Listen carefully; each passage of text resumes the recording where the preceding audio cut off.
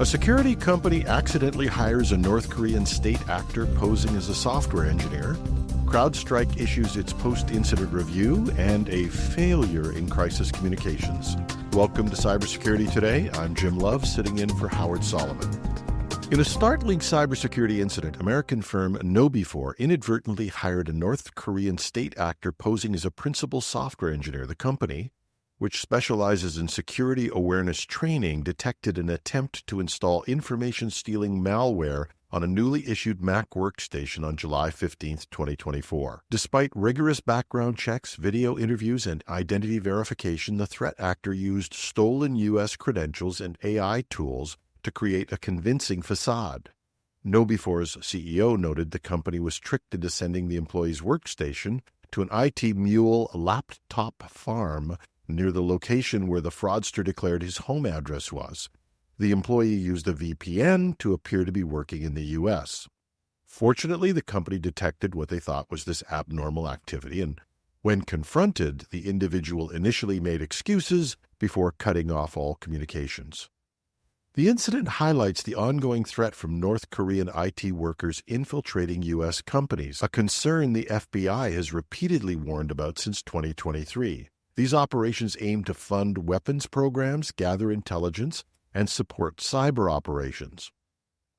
KnowBe4 recommends that companies maintain isolated sandboxes for new hires and treat shipping address inconsistencies as red flags. This case serves as a stark reminder of the sophisticated tactics employed by state-sponsored threat actors in the digital age.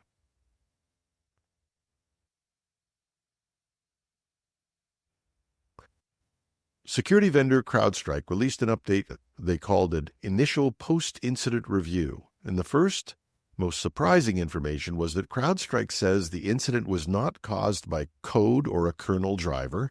The kernel driver was the assumed cause in most industry speculation. This might seem like semantics to some extent, especially since the offending file was stored in a folder called System32 Drivers/CrowdStrike.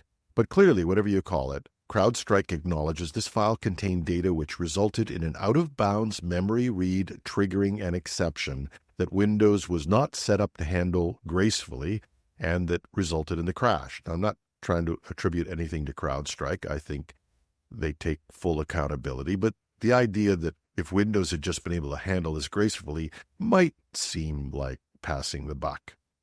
But if the driver-non-driver issue is somewhat confusing, we did get to an answer to a question that many of us were asking, and that is, why didn't their testing catch this? The report lists fairly thorough testing procedures before release, which is, in our reading, pretty consistent with industry best practices. So the template did go through a testing regime. CrowdStrike notes that they issued 2 other templates at the same time and that both of these behaved as expected. So the question is, what went wrong? It was a bug in what CrowdStrike refers to as the content validator, which allowed the template to pass through despite having problematic data. Reliance on that content validator was apparently the issue, which raises another question. Whether you call this a template or a driver, shouldn't the severe implication of a null value or whatever the problematic value was have been anticipated? We also got some additional answers as to why multiple reboots of the machine might be necessary and might work to correct the error. This template can't simply be deleted remotely or simply overwritten. It stays in the sensor's directory. Cleverly, their team, in a very short time, opted to put the file on their known bad list, and after multiple reboot attempts, it could be blocked and normal activity resumed.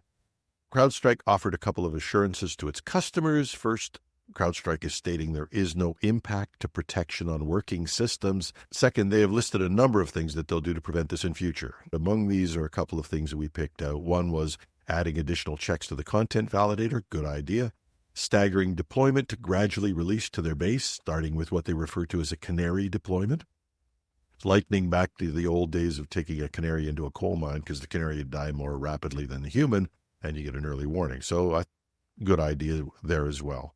I'd normally say that there's a link to the complete text included in our show notes, but as a reminder, at a time when CrowdStrike CEO George Kurtz warned about adversaries and bad actors taking advantage of the situation, you should ensure that the information that you get, that you use, is from CrowdStrike's site. So go to crowdstrike.com, The link to their remediation hub should be obvious. And one final piece on the CrowdStrike story. I don't want to seem to be piling on to these guys. We really try not to dump on people. People make mistakes, but whoever at CrowdStrike thought it would be cool to give a $10 gift card to make up for what they put security staff through should have known this was not going to go over well. The message was to express our gratitude. Your next cup of coffee or late night snack is on us. That was the message from CrowdStrike, giving out a code to access a $10 credit. In an earlier story, I went through the F-bomb messages on Reddit to the initial outage. The reaction to this $10 gift wasn't much better. One called it an absolute clown show. Another Reddit user posted, "I literally wanted to drive my car off a bridge this weekend, and they bought me coffee?" Nice. CrowdStrike just sometimes can't win for losing. Some people who received the voucher also took to social media to say it didn't work. Uber flagged it as a fraud because of high usage rates. In fairness, the person who came up with this may have had the best of intentions, but they're simply not trained to handle crisis communication. So it's a lesson to all of us. Probably not if, but when you get hit with an outage that affects your customers, you need a trained crisis communications person or at least a plan so that you can execute this well. We'll have more on this on our Weekend Review show. That'll be available late Friday night or early Saturday morning. I'll be sitting in for Howard Solomon for a few more shows, and hopefully he'll be back soon. I'm Jim Love. Have a great weekend. Thanks for listening.